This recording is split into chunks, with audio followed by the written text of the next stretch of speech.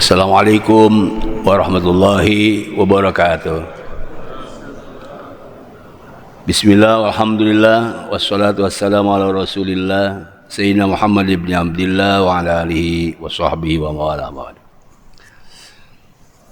Kita lanjutkan tafsir Maudhi Bidiroya. InsyaAllah hari ini akan membahas surat Ali Imran ayat 26. Judul teksnya adalah Raja yang mulia karena dia cerdik, dan raja yang hina karena dia licik. Di sini diambil dari kalimat tu'izzu man tasha. Allah bisa mengangkat harkat martabat raja dengan sebab berbuat cerdik atau berbuat ihsan. Tetapi tudhillu man tasha. Allah bisa menghina-hinakan raja yang sebab dia licik atau berbuat zalim. Kalau kita melihat surat Luqman ayat 1 sampai 7 dan atau surat Az-Zumar nomor 23, maka judulnya adalah ganti raja licik dengan raja yang cerdik. Kita harus mengganti setiap sifatul madmumah, sifat tercela di antaranya licik, dan kita harus mengangkat hormat kepada orang yang punya sifatul mahmudah, sifat terpuji, yaitu cerdik. Kejadian yang kita lihat kemarin itu menunjukkan kepicikan dan kelicikan seorang raja. Pengajian Ki Marzuki Mustamar sedang pengajian dibubarkan. Kemudian pertemuan tokoh-tokoh nasional, yaitu di Forum Tanah Air, kemarin juga dibubarkan oleh Periman. Ini adalah wajah asli rejim yang ada. Di akhir jabatannya nampak kepremanismeannya. Itulah disebut tadi licik di dalam bernegara. Nah, beda dengan cerdik. Cerdik itu dari sifat cerdas atau punya akal sehat. Disebut dalam hadis al-qayyis, orang yang cerdas. Man dana nafsah, dia selalu merendahkan hawa nafsunya atau mengendalikan hawa nafsunya. Wa amila lima ba'dal maut, dan selalu dia kerjanya untuk bisa manfaat di hari kemudian. Ini orang yang cerdas atau yang cerdik. Sedangkan orang licik itu memang diancam di dalam surat Az-Zumar ayat 23. Diancam di ayat 23, yaitu ulaika lahum adzabun muhin. Mereka yang licik itu akan disiksa dengan siksa yang hina, baik di dunia maupun di akhirat. Kalau di dalam surat Luqman itu dijelaskan bahwa mereka tidak akan mendapat petunjuk karena kelicikannya, bahkan akan tersesat selama-lamanya. Hadirin rahimakumullah, sebelum saya jelaskan teksnya, maka konteks yang ada ini kita harus definisikan apa itu licik dan apa itu cerdik. Licik itu tadi disebut sifatul madmumah menurut Imam Ghazali, sifat tercela dan tidak akan disetujui oleh seluruh makhluk di dunia, termasuk hewan dan termasuk garong, apalagi orang yang soleh dan orang yang sehat. Tidak senang kepada kelicikan itu. Saya sering contohkan, ada garong ketika dia sudah berhasil lalu dibagikannya dengan bagi tidak adil, itu licik. Pasti garong yang lainnya marah. Padahal salah juga dia menggarong. Garong saja yang salah, tidak boleh licik. Kalau kita lihat hewan, kemudian harimau misalnya, ketika dapat makanan kemudian dimakan sendiri, pasti yang lainnya tidak senang dan bisa dimakan itu orang yang memakan sendiri. Sifat licik hewan saja tidak boleh, apalagi manusia, apalagi pemimpin negara. Saya melihat di dalam beberapa buku tentang definisi licik itu ada 11. Satu, orang licik itu pandai bersilat lidah berhati busuk, dan berakal bulus. Ini yang pertama. Kemudian orang licik itu pandai menipu dengan syarat yang luar biasa, jadi tipuannya itu memukau. Banyak orang yang tidak tertipu, oleh karena licik orang bisa tertipu. Yang ketiga, orang licik itu culas. Jadi culas itu bahasa kita yang ngomongnya serampanan saja dan tidak dasar ilmu, juga bisa menyinggung orang lain. Orang yang bodoh bisa tersinggung karena culas. Kemudian yang keempat, orang licik itu curang atau zalim. Curang baik di dalam berdagang atau di dalam pemilu, pilkada, atau untuk meraup suara. Itu orang licik biasanya curang. Yang kita saksikan 2 kali pemilu, orang tahu bahwa kecurangan sudah nampak. Yang kelima, orang licik itu orang yang suka mengeles. Mengeles itu begini. Dulu EKN itu dipaksakan keinginannya, meskipun kerjasama di DPR, tapi bukan wakil rakyat yang sesungguhnya. Begitu sudah jadi bahwa IKN itu adalah persetujuan rakyat, itu namanya ngeles. Contoh ngeles itu artinya tidak sesuai fakta, sesuai semula. Kemudian yang keenam, berbohong. Mobil SMK sampai sekarang belum wujud pada itu janjinya itu. Jadi kalau ada janji tidak tepat, itu adalah licik. Kemudian ketujuh, suka membuat perangkap supaya orang terjebak, orang baik terjebak. Itu yang disebut sendera. Berapa orang yang masuk ke kelompoknya kena disendera. Kemudian ke-8, suka menyembunyikan kebenaran, yang adalah kepalsuan-kepalsuan. Sesungguhnya yang benar itu yang dicari oleh rakyat dan oleh siapapun. Tapi kepalsuan sesuatu yang tidak diinginkan. Dan sampai sekarang orang licik itu ijazahnya gak jelas.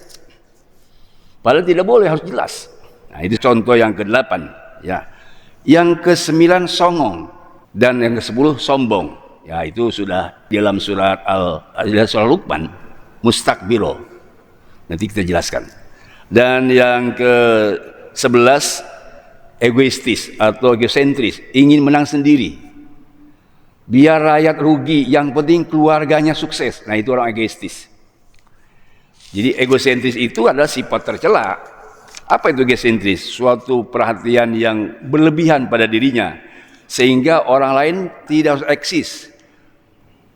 Yang penting dirinya menang, yang penting dirinya sejahtera, meskipun orang lain menderita. Dalam bahasa kita, egosentris itu bertumpang kaki di atas penderitaan rakyat.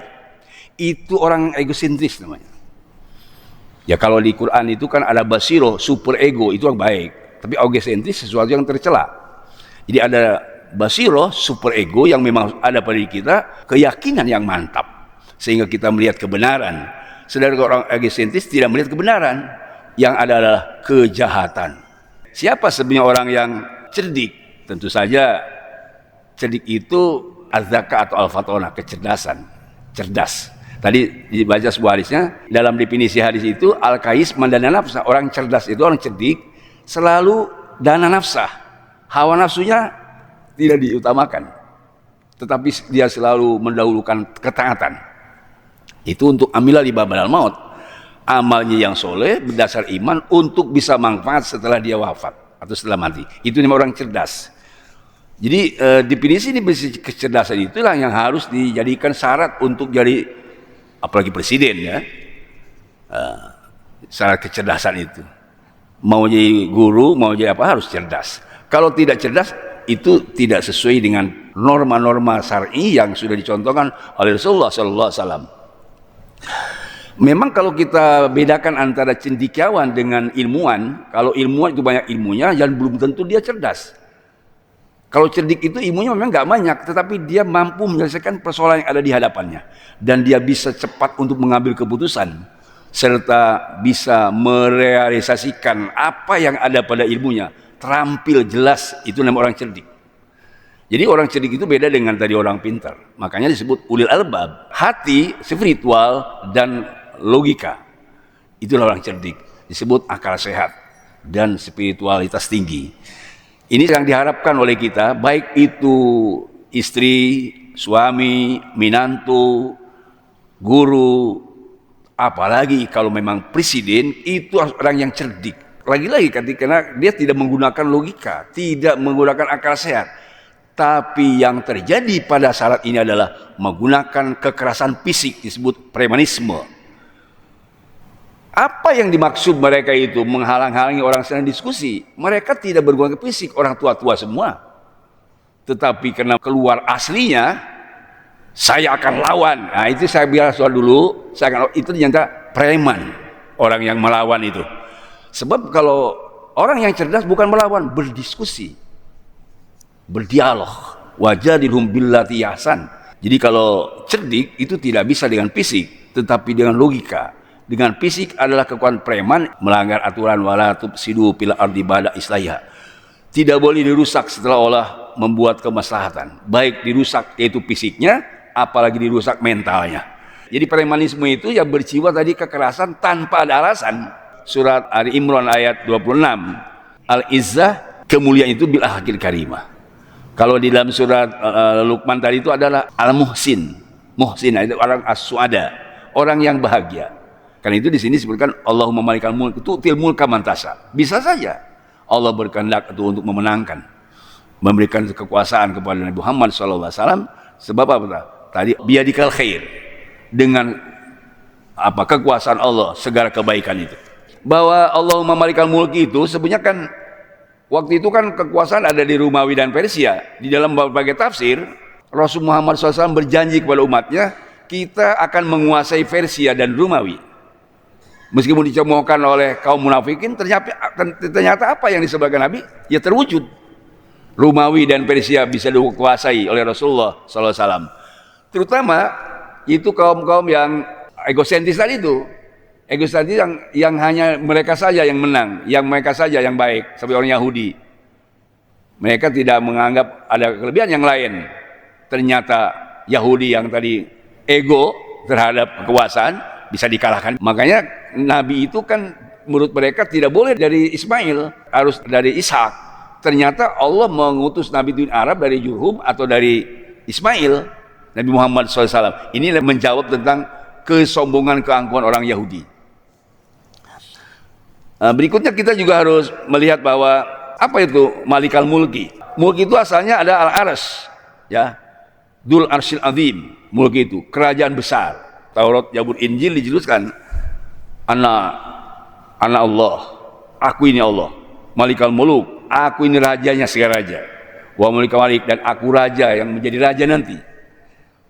Qulubul muluk wa nawasihum biyadi.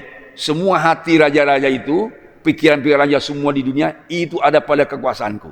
Ini yang harus kita sikapi. Kenapa kita terjadi persoalan kita? Karena persoalan kita itu tadi raja itu tidak sesuai dengan apa yang diperintahkan Allah dan Rasul. Sehingga di dalam tafsir Jalalain, tu'izu itu bil bita'ah. Raja bisa hebat, bisa jaya, dan bisa punya izzah itu dengan taat aturan. Baik konstitusi yang dibuat, apalagi aturan Quran dan Sunnah. Jadi bisa izzah, bisa mulia raja itu, sehingga bisa memberi manfaat kepada rakyat. Tetapi kalau sudah zillah, rajanya ngambil maksiat dengan melanggar konstitusi, apalagi melanggar Al-Quran, maka dia akan tidak bisa memberi manfaat kepada rakyatnya. Oleh karena itu kita harus mengaitkan dengan firman Allah yang lain. Apa yang maksud berat sedikit? Ini sekarang kondisi kita, bagaimana kita bisa beralih dari rejim yang licik dengan rejim yang cerdik. Ini harapan. Sebab kalau kita pesimis terus tidak juga benar. Harus ada optimisnya. Jadi mudah-mudahan dengan rejim yang sekarang licik diganti dengan rejim yang cerdik. Itu sunatillah, ya. Kalau kita lihat misalnya di dalam Al-Quran itu ada muhsinin. Itu muhsinin orang suada, Pak. Orang yang bahagia, orang yang beruntung. Itulah orang yang cerdas. Ini harapan. Jadi di Quran itu pertama disebut tadi muhsinin. Coba ayatnya, Pak. Alif lam mim tilka ayatul kitabil hakim huda wa rahmatan lil muhsinin. Quran itu ayat yang cukup bijaksana. Hudan sebagai petunjuk, Quran itu adalah rahmatan. Untuk siapa? Untuk muhsinin. Itu untuk orang yang berbuat baik, itu orang yang cerdas di situ. Orang yang suada, yang bahagia. Siapa? Coba. Alladzina yuqimun shalah, orang yang salat. yang predikannya hebat kalau yu'tuna zakat, berzakat, artinya kehidupan sosial. Wa hum bil akhirati yuqinun, lalu yakin kepada akhirat. Ulaika hudam min rabbihim, itulah orang yang mendapat petunjuk dari Allah, wa ulaika humul muflihun. Itulah orang yang beruntung. Tetapi muncul yang licik tadi itu, yang ayat ke-6. Wa min nasi may yasilah wal hadis. Cuma di antara manusia ada yang membeli lahwal hadis. Lahwal hadis itu ucapan kosong, ucapan bohong, ucapan sia-sia, tidak berguna. Itu lahwal hadis. Dulu disebut di dalam hadis itu, lahwal hadis adalah orang al-ghina, penyanyi. Lahwal hadis juga al-khurafat, orang yang kena mistik atau kena bayangan-bayangan hampa, al-mazamir, semua perbuatan yang tidak ada gunanya. Dan sekarang muncul khurafat itu. Orang karena memang tidak belajar di pesantren yang benar, bahkan ada yang tidak pesantren mengeluarkan fatwa, ada yang tidak ngaji misalnya, tidak pernah belajar, tiba-tiba jadi kiai. Ini kan semua lahwal hadis, tidak akan berguna, tidak akan bermanfaat. Dan saya sampaikan sering, justru ada orang yang tidak punya ijazah jadi presiden. Ini lahwal hadis semua, sia-sia. Kalau pemimpinnya sudah lahwal hadis, rakyatnya sudah sengsara. Kalau pemimpinnya sudah salah, rakyatnya bisa salah. Min alamati husnil nihayah, husnil bidayah. Tanda kita akan mendapat husnul khotimah, awalnya baik. Awalnya husnul khotimah. Kalau awalnya sudah salah, jadi salah semua. Makanya harus benar. Itu harus sidik, harus cerdik. Ya. Gimana seorang presiden ijazahnya tidak jelas? Wakil presiden ijazah, misalnya itu kan contoh lahwal hadis semua. Ini tadi dalam surat Luqman ayat 1 sampai 7. Makanya adzabun muhin. Orang yang licik itu adzabun muhin. Akan diadab dengan yang adab yang hina. Di dalam ayat lain disebut tadi ada kebalikannya, yang cerdik nih. Yang cerdik itu Allah nazal ahsan hadis. Allah telah menurunkan Al-Quran. Kitab mutasabiyat tadi taksairu minhu judul ladzina yasarrabahum. Sebab dengan Al-Quran itu kulit dan badan manusia merinding dengan mendengar kebenaran, dengar fatwa, dengan Al-Quran. Taksairu minhu judul ladzina yasarrabahum, merinding kulitnya. Tsumma talinu juluduhum wa qulubuhum ila dzikrillah. Kemudian badan, kulit dan dirinya lunak dan hatinya berzikir kepada Allah. Ini diharapkan oleh kita. Orang yang takut kepada Allah, ya yasarrabahum. Kalau tidak takut kepada Allah, negara kita tidak akan benar. Akan terus sengsara. Akan terus dia dibawa ke ranah yang zulupinhar, kehancuran yang nyata di depan kita. Bapak semua, mudah-mudahan apa yang saya sampaikan di hari ini, sekali lagi, ganti raja licik dengan raja cerdik. Ini judulnya. Raja cerdik adalah penguasa yang ahsan hadis, berpedoman kepada Al-Quran, As-Sunnah, dan ijma ulama serta kias. Sedangkan tadi yang licik adalah orang yang selalu ingin menang sendiri, egoisme dan egosentris. Dia hanya untuk memenangkan dirinya sendiri meskipun rakyat jelata kalah. Yang penting menang.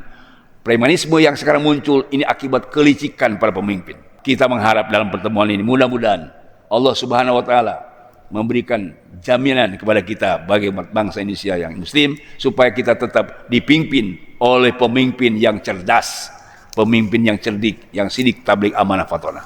Mudah-mudahan Allah Subhanahu wa taala memberikan taufik hidayah kepada kita semua, akhirnya kita wafat husnul khotimah, mendapat ridha Allah Subhanahu wa taala. Subhanakallahumma wa bihamdik, asyhadu an la ilaha illa anta, astaghfiruka wa atubu ilaik. Sallallahu alaihi wa sallam Muhammadin walhamdulillahirabbil alamin. Assalamualaikum warahmatullahi wabarakatuh.